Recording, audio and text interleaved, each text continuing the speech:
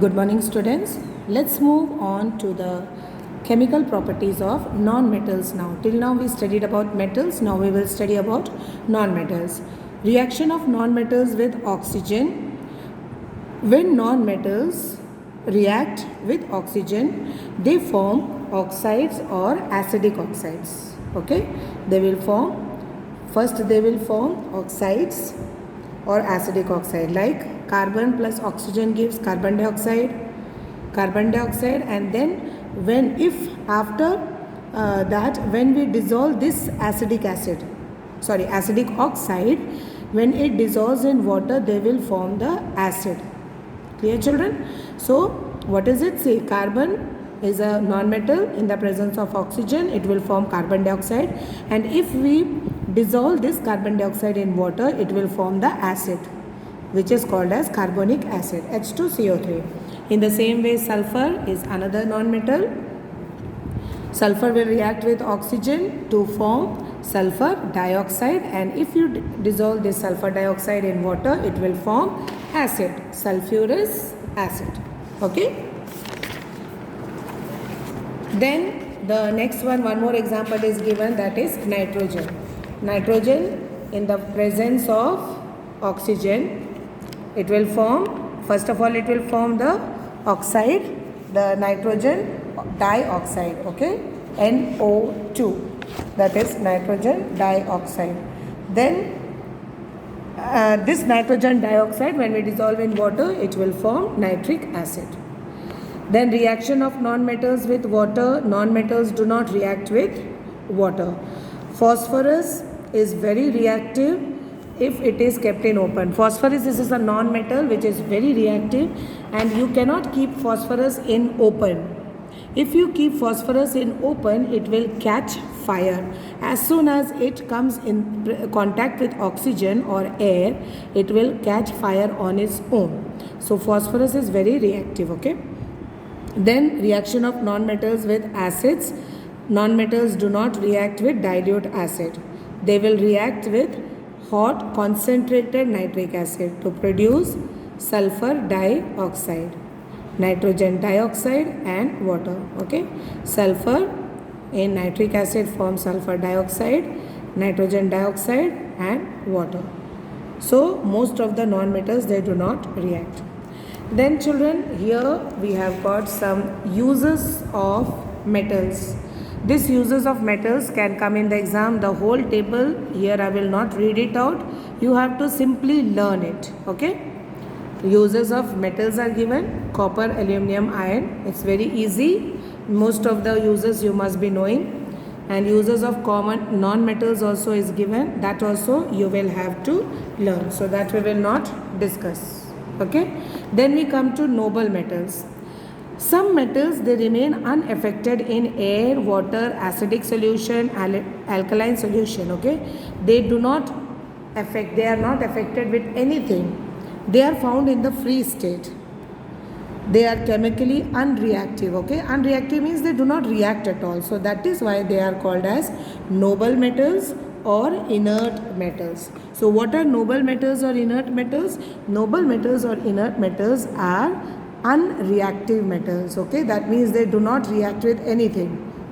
Examples are gold, silver, platinum. All these are examples of noble metals. Okay, that is why you can see that gold, silver and platinum, they have the metallic luster for long time. They do not react. Okay, iron, you leave it in oxygen, it will start corroding. In the same way, aluminum also, copper also, bronze also.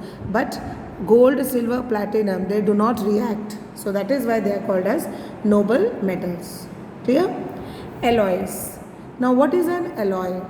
An alloy is a metallic material composed of two or more metals, or one or more metals and non-metals. Okay, alloy matlab it is a mixture of two or more metals. It can be two or more metals और एक metal के साथ non-metal को भी. Why do we use alloying? Alloying is done to increase the hardness of the metals. Okay, it makes metals more resistant to the attack of chemical and atmospheric corrosion. Like Some examples of alloy are brass. Brass is an example of an alloy. What is it made up of? It is made up of combination of copper and zinc. Copper and zinc को मिला के brass बना है. Bronze is made up of copper and tin. Okay, so here all these are given. Then one example very common is stainless steel. You all know, children, stainless steel we all use at home. Stainless steel is made up of iron, chromium and nickel. So it is an alloy of iron, chromium and nickel. Steel is an alloy of iron and carbon. So all these are alloy. Alloy means metals or materials composed of two or more metals or one metal and non-metals. Clear?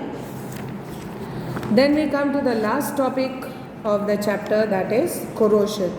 You all know, children, studied about corrosion. What is corrosion? Corrosion means iron gets oxidized to iron oxide. Iron oxide Fe2O3 by the action of atmospheric oxygen in the presence of moisture. जो जंग लगता है, okay, iron का, that is corrosion. So if iron object is exposed in the air for a long time, it is eaten away by the action, but it is eaten away, okay, and this is called as, the action of air on metal surface is called as corrosion.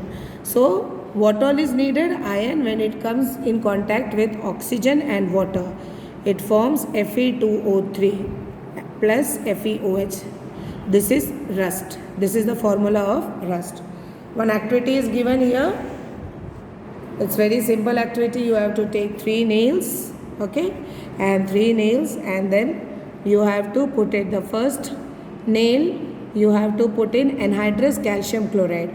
Anhydrous calcium chloride, what will it do? It will dry the air. Air में जितना moisture होगा उसको dry कर देगा. Then you have to put stopper. Second test tube you have put boiled distilled water. Boiled distilled water को boil क्यों किया? To completely remove the oxygen. When you boil distilled water, oxygen will be completely removed.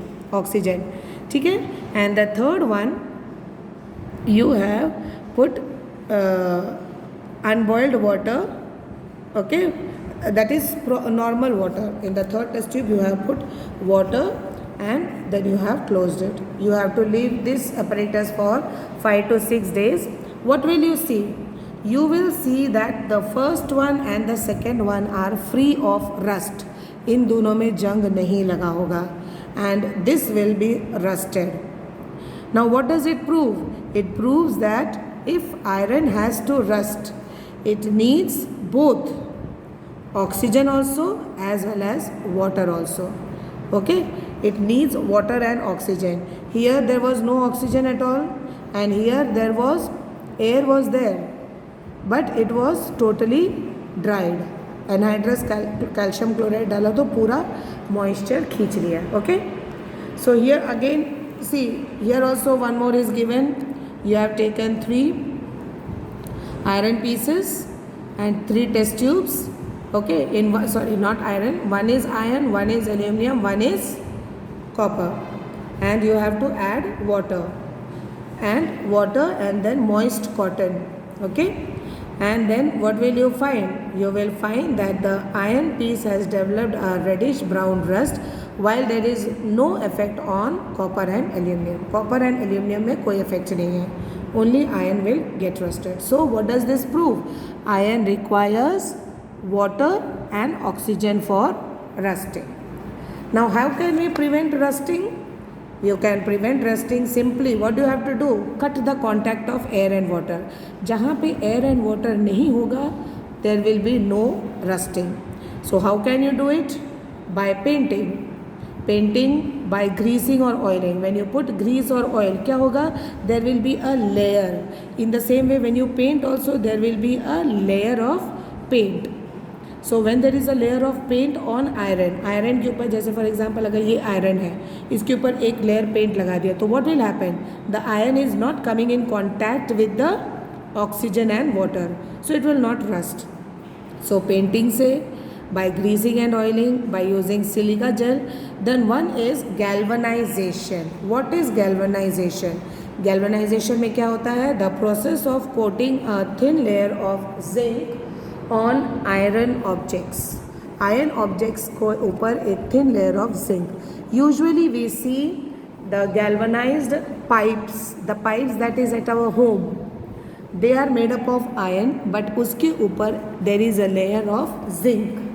So that is why the pipes at our house they do not corrode, उसमें corrosion नहीं लगता है, because they are galvanized pipe. Okay, that means there is a layer of zinc on iron.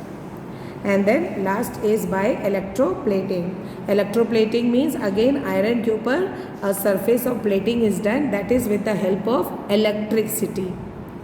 That electroplating we will study in the coming chapters. Dear children, so with this we have finished off with the chapter. Please read the chapter. There are many reactions. Go learn the reactivity series properly, children. Okay. Thank you and be safe.